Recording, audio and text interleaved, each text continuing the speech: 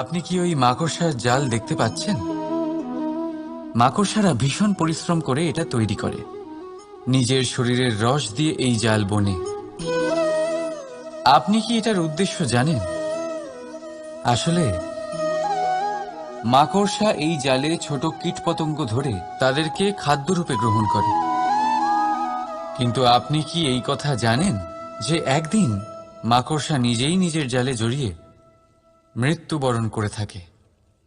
বলুন, কি করেন আপনি এই জাল দেখতে পেলেই মুছে ফেলেন এর অস্তিত্ব, তাই না?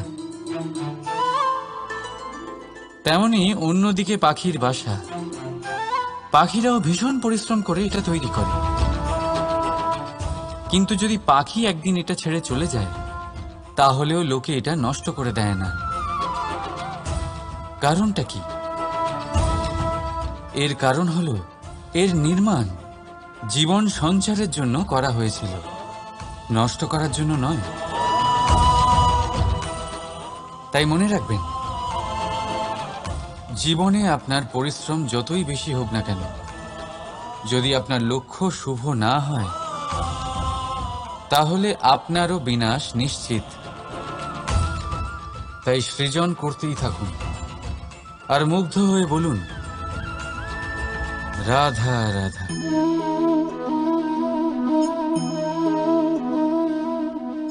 আপনার কি মনে হয় আমি কি করছি?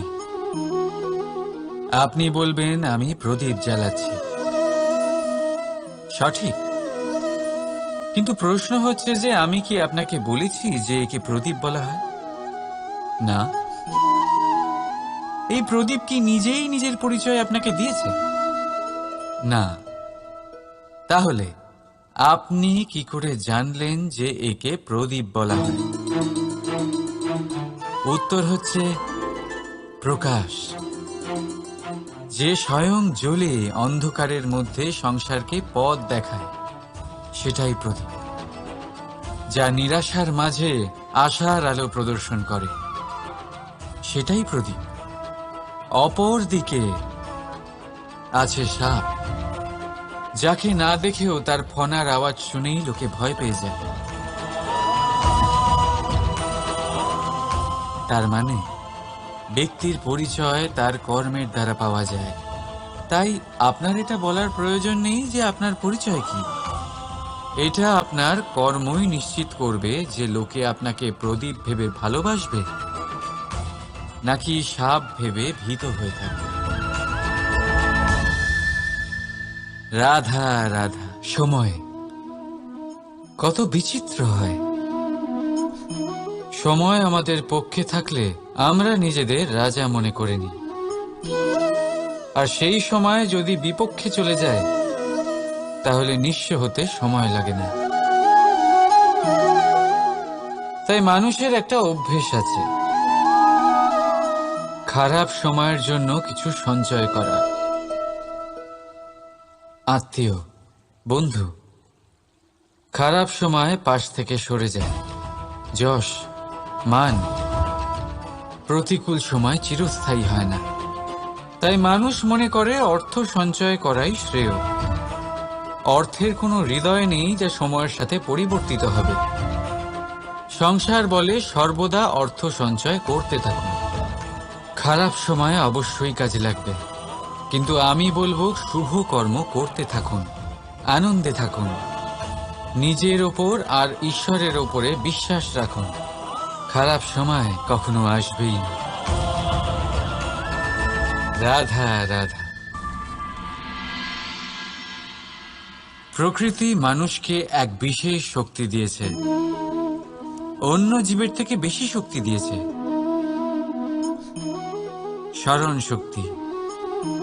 এই শক্তি মানুষকে অন্য জীবের থেকে ভিন্ন করে, ইতিহাস রচনা করার প্রেরণা দেয়, জ্ঞানকে বংশানুক্রমে এগিয়েও নিয়ে যায়। আর যারা ভুলে যান, অধিকাংশ সময় তারা উপহাস আর দয়ার পাত্র হয়ে যান। কিন্তু এটাই কি প্রকৃত রূপে সত্য? না।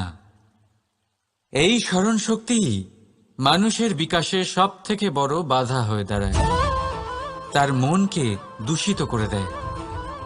খারাপ অভিজ্ঞতা, কারোর করা বিশ্বাসঘাতকতা, কারোর কটাক্ষ বেশিরভাগ মানুষই ভুলতে পারেন না, আর তারপর প্রতিশোধ নিতে উদ্যত হন।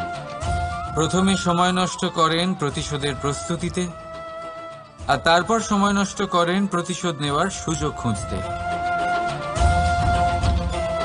যদি সন্তুষ্টি পেতে চান, যদি জীবনে আনন্দ পেতে চান, তাহলে স্মরণ শক্তির সদ্ব্যবহার করুন।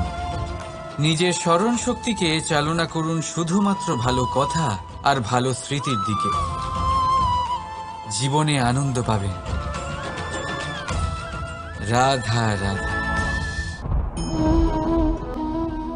মানুষ নিজের পরিবারের জন্য কত কিছুই না করে, দিন রাত পরিশ্রম করতে থাকে যাতে তার পরিবারের প্রয়োজন পূরণের জন্য অর্থ রোজগার করতে পারে। কিন্তু শুধু অর্থ রোজগার করাটাই কি যথেষ্ট?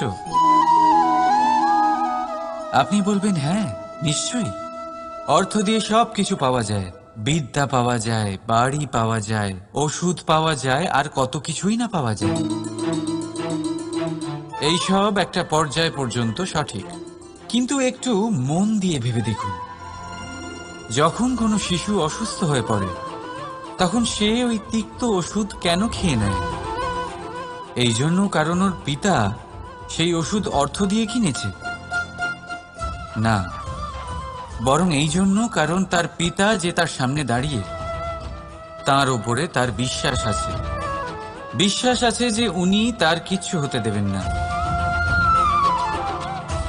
এই বিশ্বাস, এই সংস্কার, এই শিক্ষা কখনো অর্থ দিয়ে পাওয়া যায় না।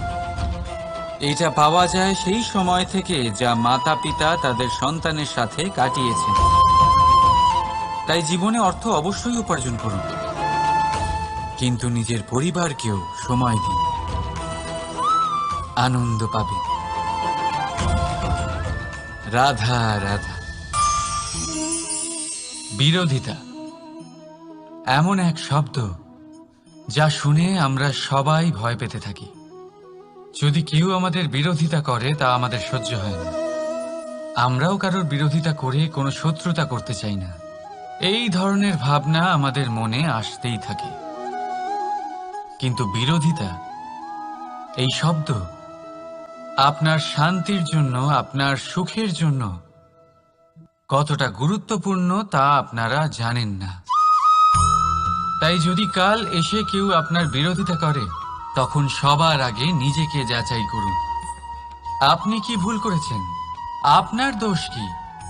নিজের মধ্যে কি ত্রুটি আছে সেটা বোঝার চেষ্টা করুন, নিজেকে সংশোধন করার চেষ্টা করুন, তারপর দেখুন বিরোধিতার এই আগুন আপনাকে স্বর্ণ থেকে কুন্দন বানিয়ে তুলবে। বলা হয় এই সংসারে খারাপ বেড়েই চলেছে, কিন্তু তার কারণ এ নয় যে খারাপ মানুষ বেড়ে চলেছে।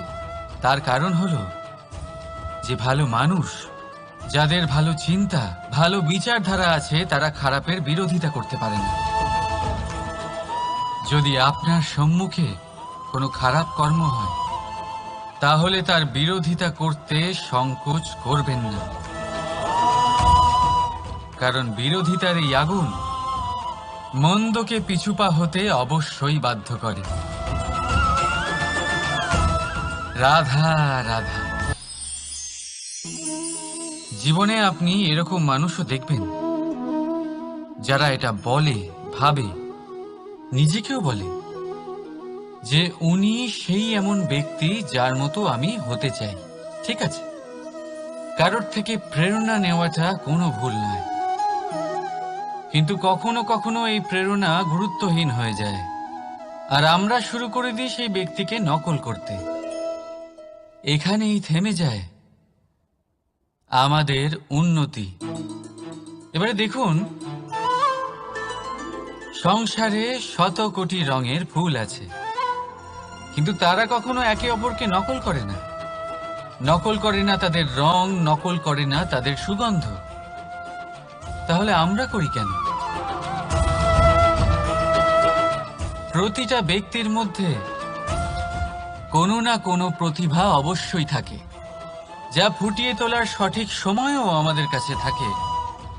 কিন্তু সেই মানুষ সেই প্রতিভা নির্মাণ করার পরিবর্তে সময় নষ্ট করে অন্য কারোর মতো হওয়ার জন্য, কাউকে নকল করার জন্য। এটা করবেন না।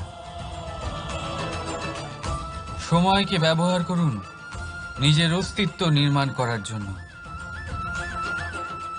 কারণ কারোর ছায়া হওয়ার থেকে ভালো আপনি কারোর জন্য প্রেরণা হয়ে উঠুন।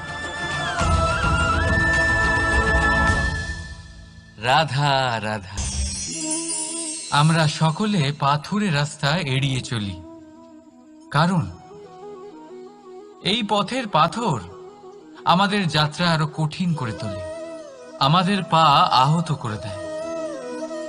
কিন্তু একটা গুরুত্বপূর্ণ কথা আমরা ভুলেই যাই, এই কঠিন পথই না শুধু আমাদেরকে নিজেদের দুর্বলতার সাথে পরিচয় করায়, বরং আমাদের শক্ত হওয়ার প্রেরণাও দিতে থাকে। সময়ের সাথে ঠিক এমনটাই হতে থাকে। সবাই ভালো সময়ের অপেক্ষা করতে থাকেন, ভালো সময়ের জন্য পরিশ্রম করেন, তার জন্যই চিন্তা করেন। কিন্তু ভুলে যান যে ভালো সময় বহুবার আমাদের বিবেক নষ্ট করে দেয়। সেখানেই খারাপ সময় আমাদের বুদ্ধিকে সঠিক পথে চালিত করে। রাধা রাধা। ঘোড়াকে যতই প্রশিক্ষণ প্রদান করুন, তার মুখে লাগাম তো পরাতেই হবে। একজন ভালো চালক সেই ঘোড়ার লাগাম মাঝে মাঝে টেনে ধরে, তাকে সঠিক পথে চালিত করতে, যাতে সেই ঘোড়া দিগ্ভ্রান্ত না হয়। এবার একটু ভাবুন, ঠিক এরকমই হয় আমাদের মন। যদি এটা বিবেকের লাগাম দিয়ে মাঝে মাঝে আমরা টেনে না ধরি, তাহলে আমাদের এই মন দিগ্ভ্রান্ত হতে পারে। আর যদি আপনি আপনার লক্ষ্যে পৌঁছতে চান, তখন মনের এই লাগাম মাঝে মাঝে আপনাকে অবশ্যই টেনে ধরতে হবে। কারণ বিবেকের এই পথ প্রদর্শনই আপনাকে ভালোভাবে আপনার লক্ষ্যে পৌঁছে দেবে। মনে রাখবেন, আর আমার সাথে ভালোবেসে বলবেন, রাধা রাধা। আপনি কখনো জাঁতাকল দেখেছেন? তাতে গম পেশা হয়। গমকে এমনভাবে পেশা হয় যাতে আমরা তা খেতে পারি, জীবিত থাকতে পারি। আর যদি আপনি মন দিয়ে দেখেন, তাহলে কলের নিচের অংশ কখনো ঘোরে না, শুধুমাত্র উপরের অংশই ঘোরে। আর তবেই তা গম পিষতে পারে, আর তবেই রুটি তৈরি হতে পারে। কিন্তু ভেবে দেখুন, যদি কলের দুটো অংশই ঘুরতে থাকে, তাহলে কি হবে? তা গম পেশার বদলে একে অপরকে পিষে নিজেদের অস্তিত্ব শেষ করে দেবে। তাই জীবনে কোনো কাজ যখন মন আর মস্তিষ্ক মিশিয়ে করা হয়, তখনই তা সম্পন্ন হয়। কিন্তু যখন বিষয় হলো ভক্তির, তখন মস্তিষ্কের যুক্তির মৌন থাকা প্রয়োজন। আর যখন বিষয় হলো কর্ম আর ন্যায়ের, তখন মনের আবেগের মৌন থাকা প্রয়োজন। তাই মন আর মস্তিষ্কের এই সম্মিলনে সতর্ক থাকবেন। একসাথে অবশ্যই চলবে, কিন্তু একে অপরের বাধা যেন না হয়ে দাঁড়ায়। রাধা রাধা। আমি একটা এমন শব্দ যার অনেকগুলি মানে হয়, যার আসল অর্থ হল অহং। যদি আপনি কথা বলেন সৃষ্টির নির্মাণ নিয়ে, তাহলে আমি ব্রহ্মদেব হয়ে সৃষ্টির নির্মাণ করবে। যদি আপনি কথা বলেন প্রলয়ের, তাহলে সেই আমি মহাদেব হয়ে বিনাশ করবে। এই আমি সঙ্গতিপূর্ণ, কিন্তু শুধু ততক্ষণ যতক্ষণ আপনি এটা সবার সাথে ভাগ করছেন।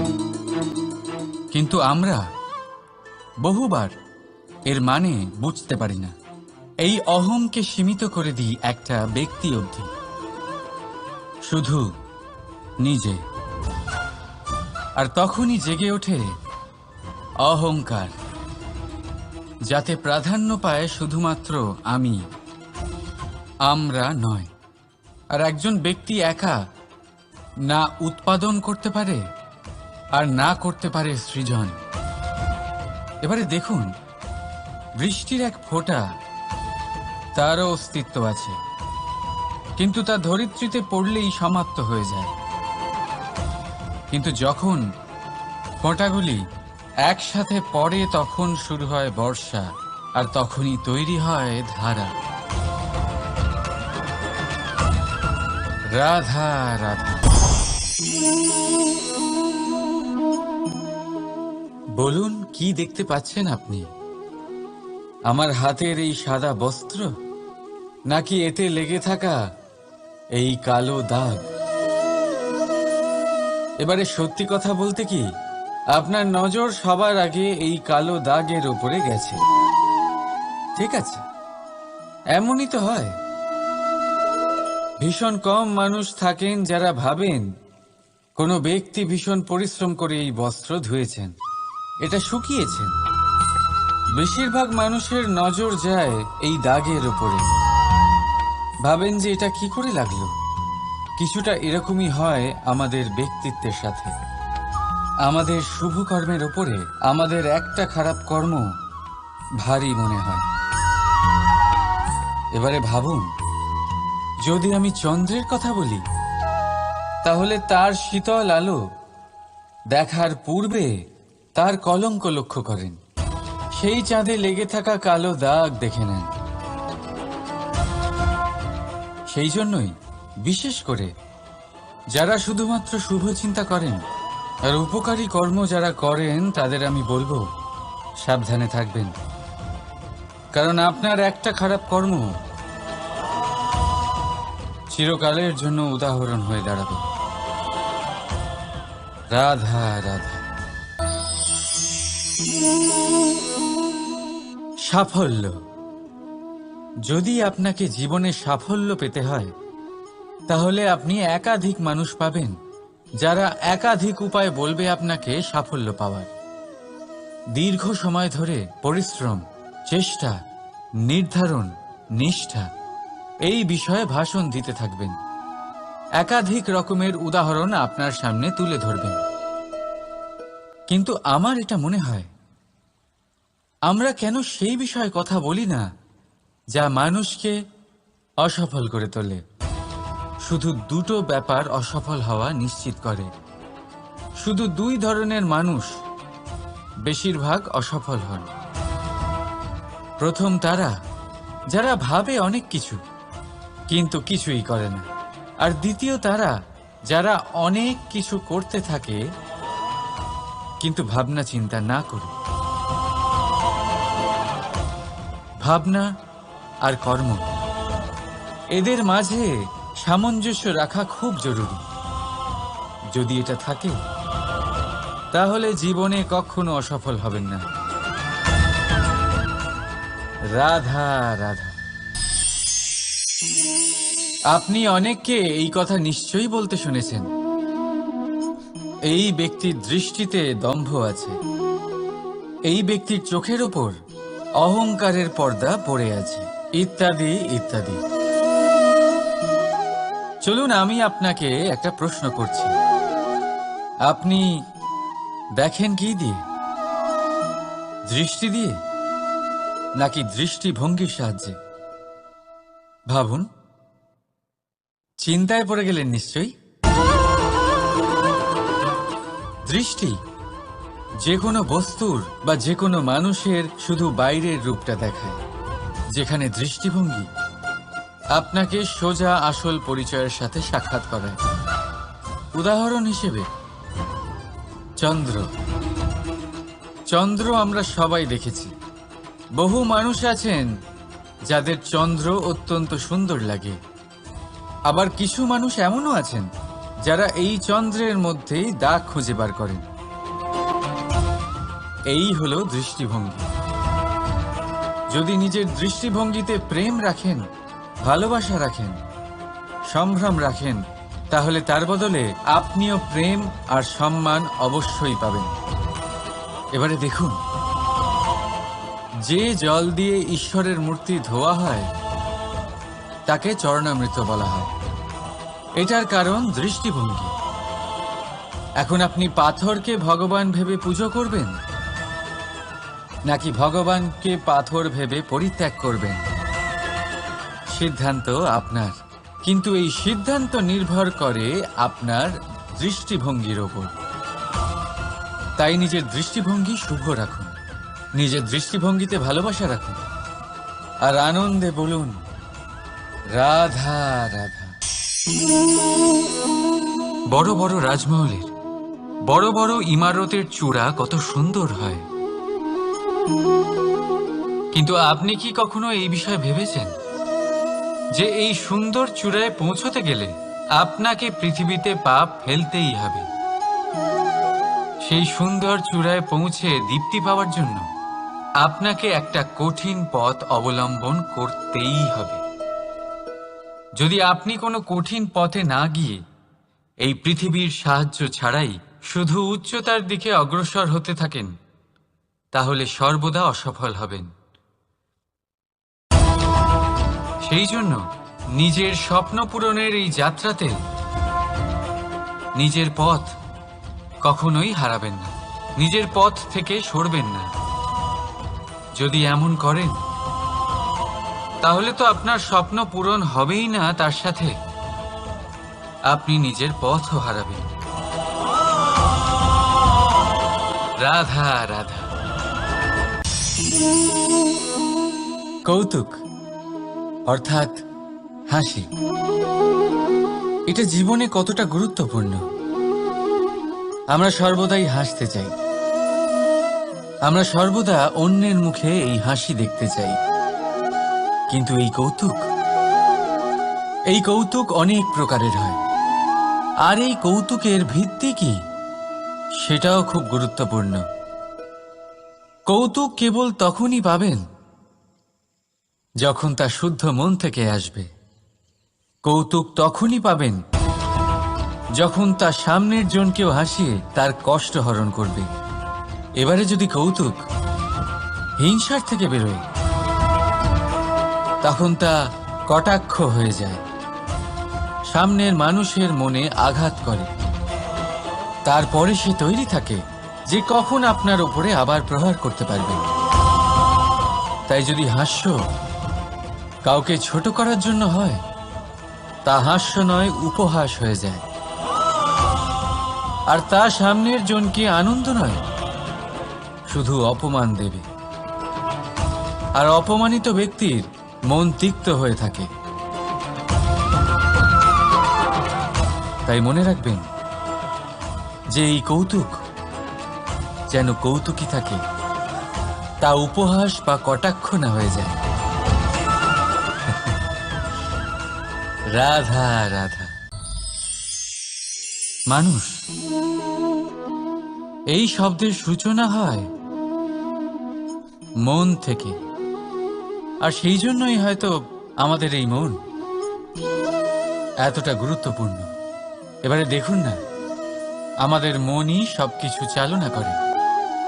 মনই সেই যে কল্পনা করে, মনই সেই যা কল্পনাকে বাস্তবে পরিণত করার জন্য পরিশ্রম করতে আমাদের প্রেরণা যোগায়। মনই সেই যা লোভের জালে জড়িয়ে পড়ে। মনই সেই যা অভিমানের পর্দা দিয়ে ঢেকে যায়। আর এই মনই সেই যা আপনাকে বিনাশের দিকে টেনে নিয়ে যেতে পারে। কিন্তু যদি তা পরোপকার করার ইন্ধন পায়, তাহলে এমন কোনো মহান কাজ নেই যা আপনি করতে পারবেন না। কিন্তু এই মন কি? এটা বোঝানো যায় দুটো শব্দের মাধ্যমে, দুটো সহজ শব্দ। প্রথম, একজন কুশল সেবক। দ্বিতীয়, একজন সংকটপ্রবণ মালিক। যদি আপনার এই মন আপনার নিয়ন্ত্রণে থাকে, তাহলে সে হলো আপনার সেবক। তাই আপনার অস্তিত্ব আছে। কিন্তু যদি আপনার মন আপনার কর্মের ওপরে নিয়ন্ত্রণ করে, তাহলে এই মন আপনার মালিক, আর তখন আপনার বিনাশ নিশ্চিত। তাই নিজের এই মনকে নিয়ন্ত্রণে রাখুন, কিন্তু ভালোবেসে। আসুন আমার সাথে আনন্দে বলুন, রাধা রাধা। এই সূঁচ দেখতে পাচ্ছেন আপনি? এটা শুদ্ধ লোহা দিয়ে তৈরি, বস্ত্র সেলাই করার কাজে লাগে, অস্ত্রোপচারে কাজে লাগে। কিন্তু আপনি কি কখনো ভেবে দেখেছেন এই সূঁচ কিভাবে তৈরি হয়? লোহার এক বড় অংশকে পিটিয়ে পিটিয়ে টেনে টেনে তাকে পাতলা বানানো হয়। এরপরেই আমরা পেয়ে থাকি সূঁচ। ভাবুন, যদি লোহার টুকরোতে অনর্গল প্রহার করার ফলে একটা লোহার টুকরো সূঁচে পরিণত হয়, তাহলে আমাদের জীবনে অনর্গল চেষ্টা করার ফলে জীবনের সমস্ত অংশকে আমরা কত প্রভাবশালী কাজে পরিণত করতে পারি। শুধু প্রয়োজন দৃঢ় নিশ্চয়তা। তাহলে আসুন আমার সাথে ভালোবেসে বলুন, রাধা রাধা। বিশ্বাস,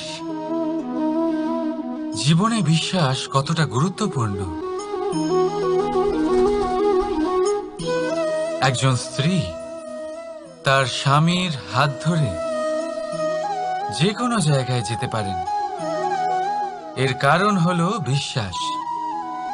তার নিজের স্বামীর ওপরে বিশ্বাস আছে।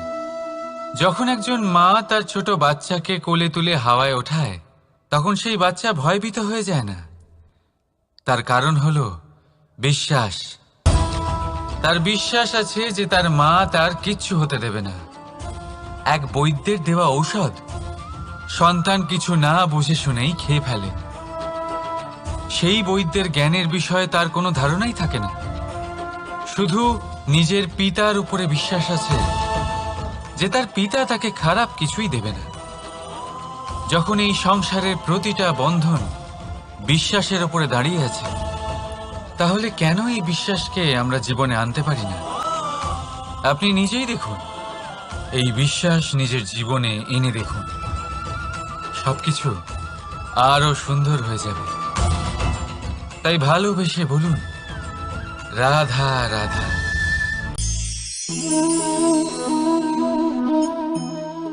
অহংকার, এই শব্দটা সবাই শুনেছেন। বহু মানুষকে আপনি এটা বলতে শুনেছেন যে ওই ব্যক্তির অহংকার আছে, ওই মানুষটির ক্ষমতার অহংকার আছে, ওই ব্যক্তির নিজের রূপ নিয়ে অহংকার আছে, ওই ব্যক্তির নিজের অর্থের অহংকার আছে, ইত্যাদি ইত্যাদি। কিন্তু এই অহংকার, এর অস্তিত্ব হয় কি করে? এবারে একবার এই হাতটা দেখুন। যদি এই হাতের 5 আঙ্গুল উঠে দাঁড়ায়, আশীর্বাদ। আর যদি এই হাতের 5টা আঙ্গুল একসাথে মুঠো হয়ে যায়, শক্তি, সংকটের বিরুদ্ধে ঢাল। কিন্তু এই একটা আঙ্গুল সংকটের কারণ হয়ে দাঁড়াতে পারে। এই একটা আঙ্গুল শত্রুকে আহ্বান জানায়। এবার অহংকার বলে এই শব্দটাই দেখে নিন। আমাদের থেকে আলাদা হয়ে গেলে হয় অহং। অহং অর্থাৎ ব্যক্তির মনে হয় যে সে আপনদের থেকে, নিজের বন্ধুদের এবং সঙ্গীদের থেকে, নিজের পরিবারের থেকে অনেক উপরে, অনেক শ্রেষ্ঠতর সে। কিন্তু মনে রাখবেন, এই অহংকার কোনো ব্যক্তির অস্তিত্বের বিনাশের প্রথম ধাপ। তাই ঝেড়ে ফেলে দিন এই অহংকারকে, আর বিশ্বাস করুন আমাদের ওপর, কারণ তখনই আপনি শান্তি পাবেন, আর সেই শান্তির সাথেই বলে উঠবেন রাধা রাধা।